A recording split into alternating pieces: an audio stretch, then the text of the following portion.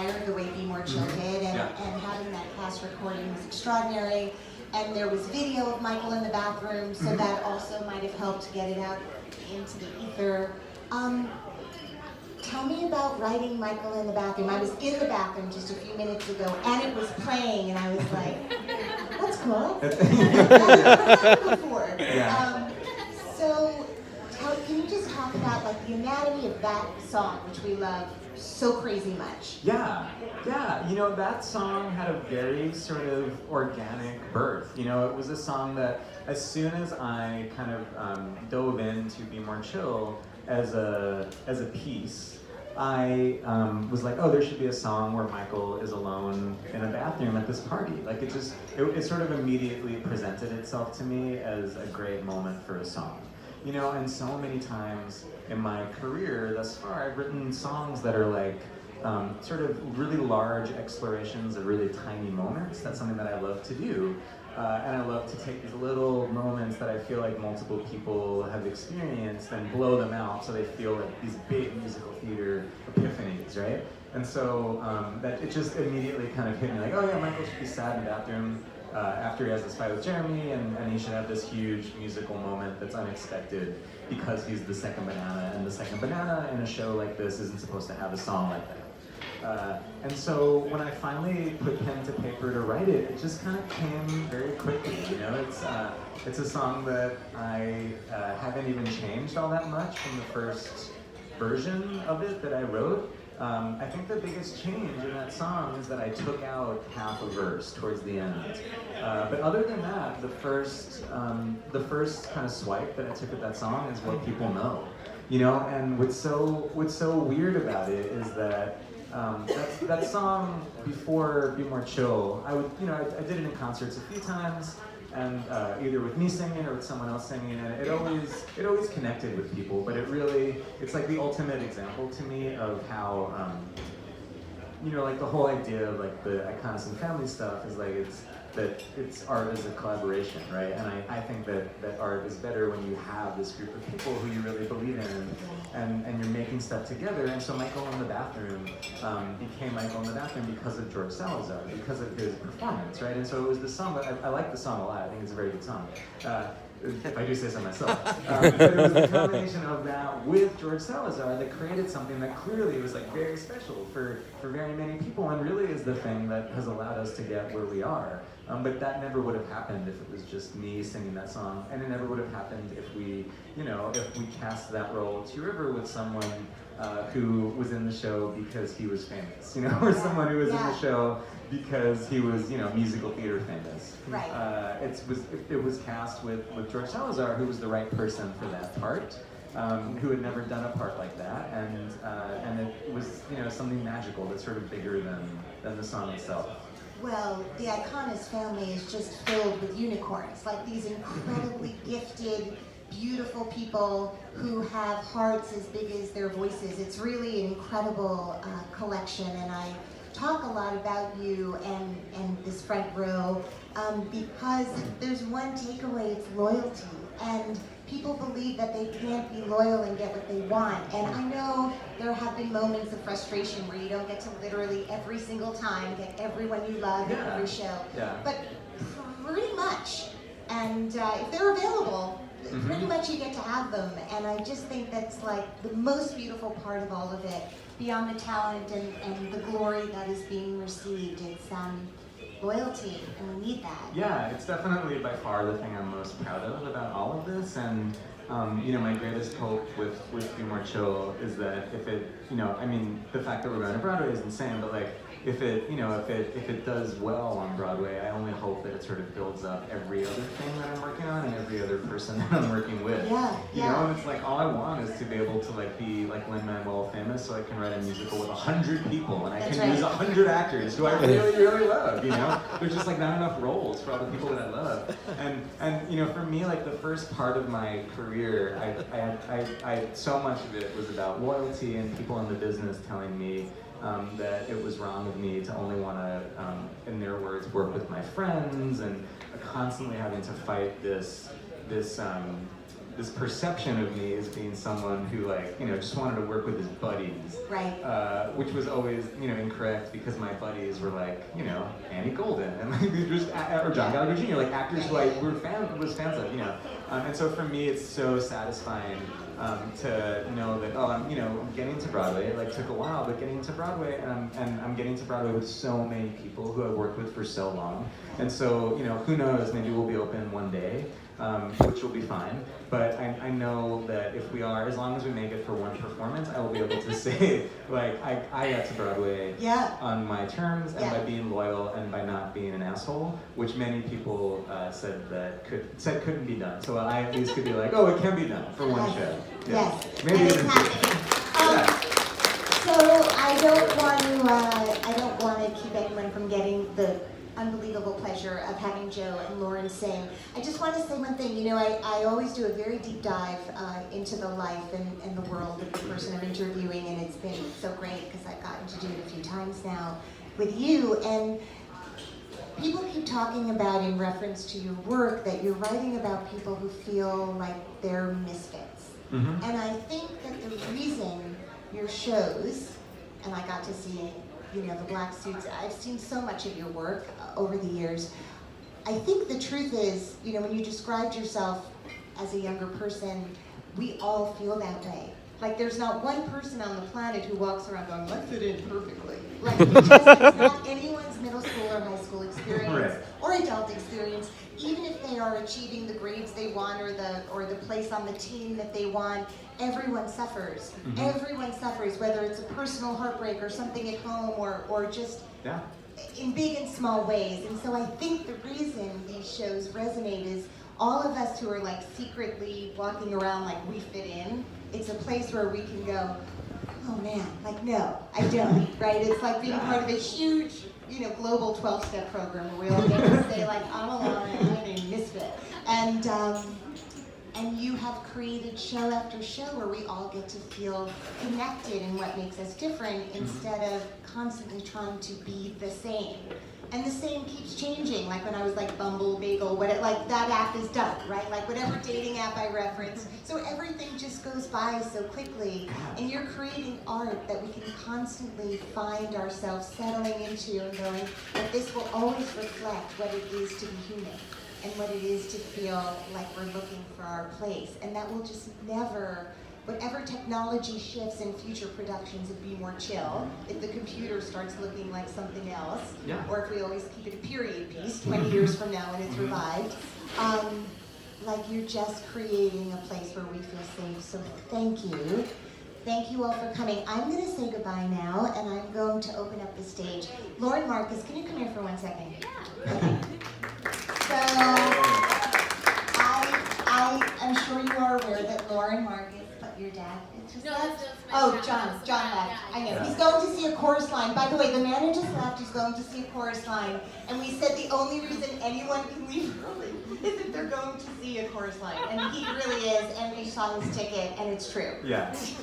John Simpkins, director of Black Suits. Yes. Love Song. And who's Love like Song and a real champion. Yeah. Best director ever. Yes. Yeah. So the great little known fact, if you don't know, is Lauren Marucs, who stars in Be More Chill, is also Mrs. Joe Iconis, or he is Mr. Lauren Marucs, however you want to look at it. Mr. Lauren Marucs. Mr. Lauren Marucs. They are going to perform for us. Give us 2 seconds just to make everything perfect for them. Thank you for being here tonight. You are the most glorious, beautiful people. Thank you so much. And thank you for spending Sunday night with Little Known Facts. Be right back. Just talk amongst yourself. Yeah.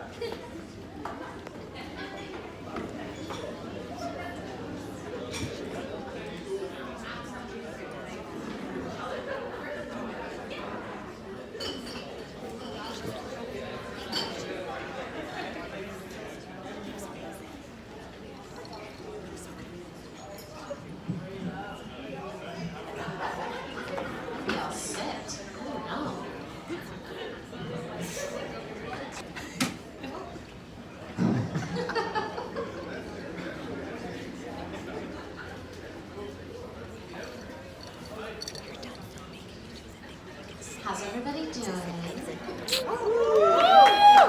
I'm getting the crowd warm for you. Oh, yeah. Yes. You're welcome. Do you So, do you want to talk about this song? Yeah, okay. And what it is? Sure. So, Joe and I have done, I would say 2 runs, but the second run was like one show. We wrote a show together called Love Letter. It's kind of this tribute to Johnny Cash and June Carter Cash, where we're playing these strange fictional versions of them plus ourselves, and it spans about, 40, 50 years. And I'd say it's about 85% using the music of Johnny Cash and June Carter Cash, and 15%, I just got scared about doing that in my brain. Right, 15% songs that we wrote ourselves. And so we wrote the show together, and then this song you're about to hear called Life Will Happen, we wrote together, which is the first song we've ever written together. I'm a singer-songwriter too. We're different types of writers, but this was actually supposed. This is actually supposed to be. We each were like, I'm gonna write 2 songs, and this was supposed to be Joe's second song. We wrote it. Yeah. You can jump in. Do you have something you look like you want to say? No, I was trying to be visually supportive. Oh, thank you. I was like giving you supportive eyes. I'm gonna keep talking for one more second. Great. And so the show was in about 2 days, and I was like, I don't know what I'm gonna do. I don't have time to write this, and I kind of was like, well, I have an idea. So I kind of wrote down the idea I had, and then he took it, and he's like, oh, I have an idea. And he kind of like put music to it and changed some things, and we worked on it, and then this is the song. It was a true collaboration. It was like in that movie, Music and Lyrics with Drew Barrymore. Yeah, it was just so fun. Hugh Grant. Yeah. I never saw that movie, but I imagine that's what they did. You're just like Drew Barrymore, I'm just like Hugh Grant. Yeah. Not the first time I've been told that. Do you want to sing it? I do. It's so weird how my microphone is. Like normally I have like a boom stand, but this microphone is like, it's really like intruding on my personal space. Are you okay to keep going? Yeah, I just like wanted to say that before we started the song. This isn't part of the song. Yeah. You're good? I'm good.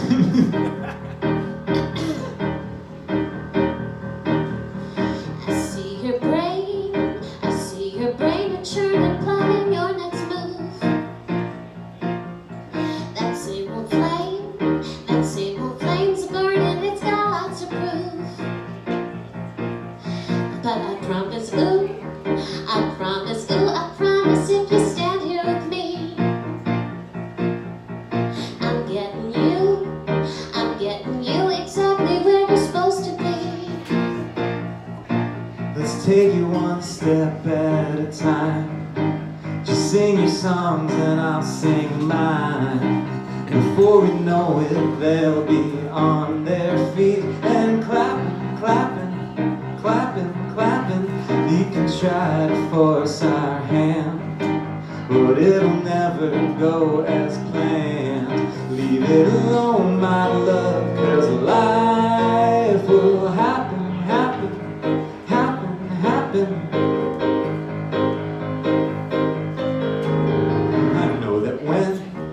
I wait it out, I figure out just what to sing. It's all awful then. You're crying and you're looking at your wedding ring. And I promise, I promise now that you're my wife. I am loving you forever, loving you for life. Let's take it one step at a time. Just say your vows and I'll say mine. Before we know it, they'll be on their feet and clapping, clapping, clapping, clapping. We can try to force our hand, but it'll never go as planned. Leave it alone, my love, 'cause life will happen, happen, happen, happen. Then comes the sweet, strange, scary day we learned a baby will be here. And since he appeared, he leads the way, and we just take it year by by year by year by year. We'll take it one step at a time. We'll sing them your songs, I'll sing mine. Before we know it, he'll be on his feet and clapping, clapping, clapping, clapping. And we can try to force our hand, but it'll never go as planned. Leave it alone, my love, 'cause life will happen, happen, happen, happen. Or were we smart just like we thought, or were we foolish, heaven knows.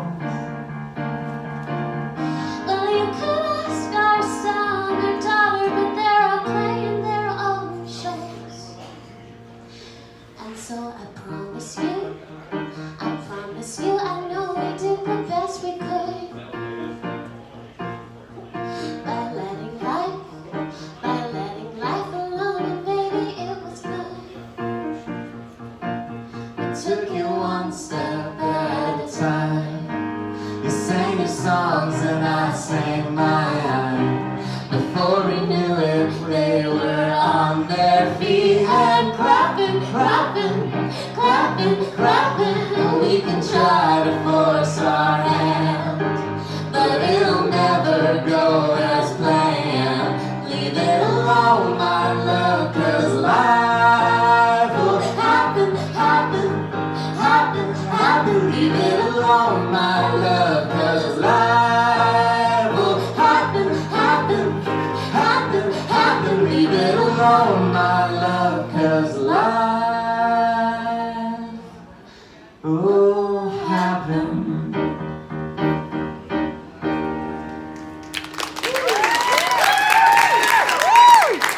Lauren Marucs.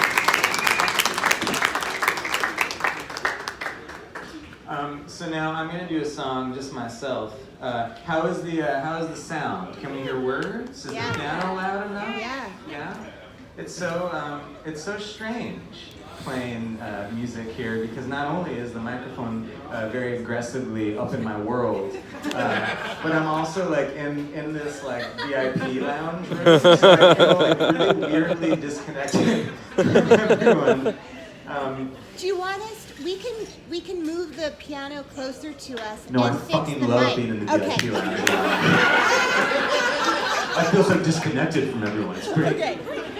No, this is great. Okay. I just want to like, I'm just like oversharing about how I feel right now. Sweet, so listen, this tune is from, the song is from a musical that I'm working on called Love and Hate Nation. And it's a musical, thanks, Ilana. It's a musical about,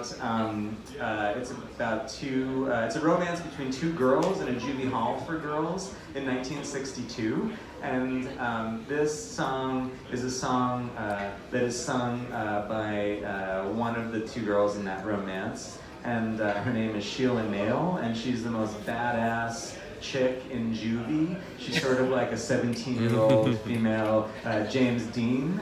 And the notable thing about this song, there's a few notable things.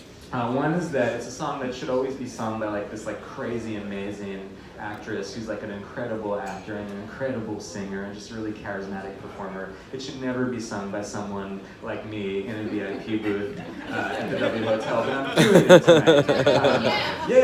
And there's also all of these backup parts in the song, which I don't have anyone else to sing them with me, but I'm just going to point to everyone, and if anyone knows the backup parts, you should sing them, and if you don't know the backup parts, hopefully you can learn them as the song goes along. The song is also very long. As I realized that this is sort of like there's like a kind of a party vibe here on this floor, I realized this is not a great song to choose to sing here because it's like a really long theater song, but that just makes me want to sing it more. So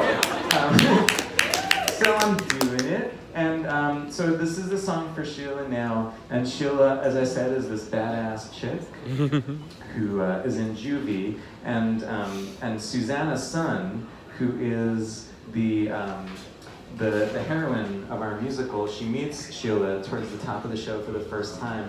And all the other gals in juvie are like oh, Susanna, Sheila Nail is the most badass person here in Hate Nation, which is the name of the juvie hall. And she is so badass because she has escaped more times than anyone has ever escaped in the history of juvie hall. And Sheila is like, oh, stop, I don't want to talk about it. And Susanna is like, how'd you do it, Sheila? And Sheila is like, no, I don't want to talk, I'm too cool to talk, I don't want to talk. And a few of the girls say, tell her about it, Sheila.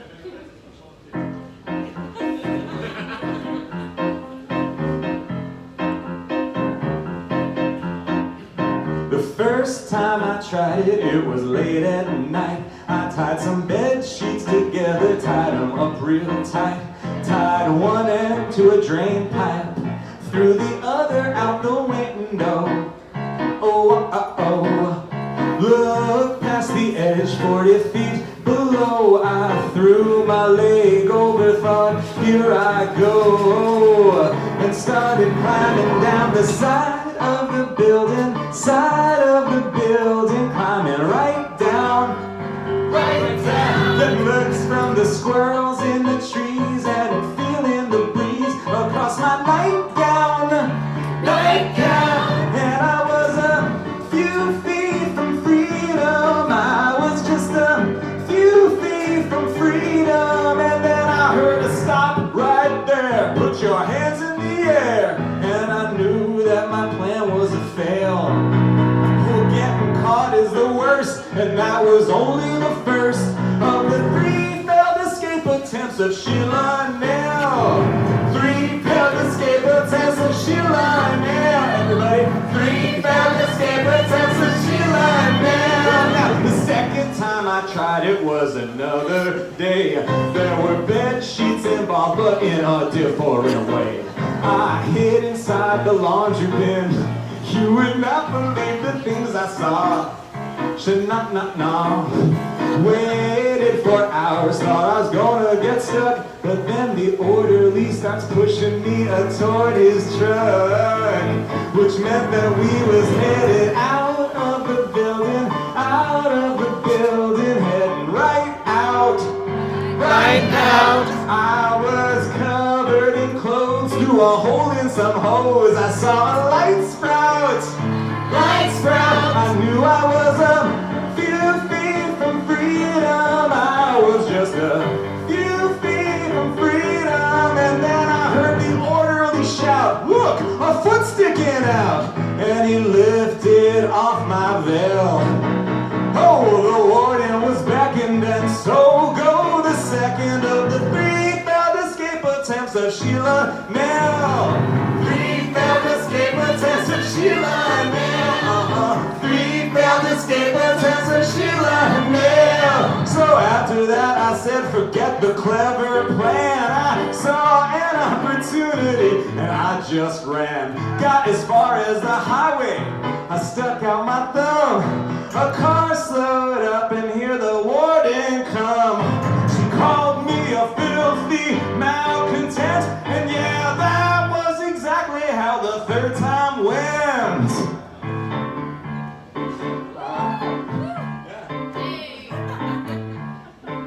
But that ain't really how it happened, it's just what I say. Cause I did get in that car, and as it drove away, I thought of where I came from, and I thought of where I'd go.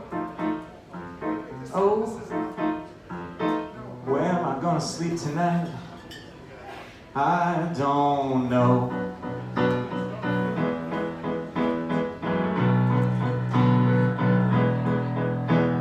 I ain't got no family, I got no coin in my purse. Yeah, life was bad in school, life before it was worse.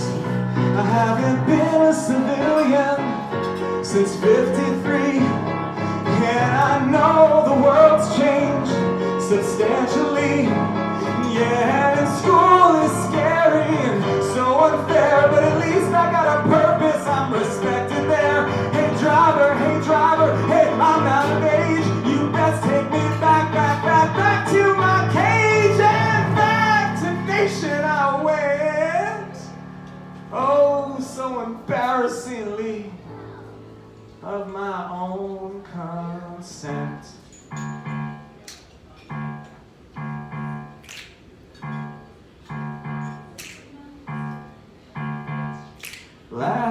time I tried, it was a different affair. I tied some bed sheets together and I stood on a chair. Tied one end to a drain pipe and the other around my neck. Oh heck. And without any pep, I took a step, and I could feel the air leave my body, air leave my body. It got real tight. I never copped to this kind of shit, but I have to admit, it didn't feel right. And then I was a few breaths from freedom, but it didn't feel much like freedom. And then the drain pipe broke, and I let out a croak, and the water rained down on me. Now I don't believe in signs, but I can read between the lines. So I guess this is where I'm supposed to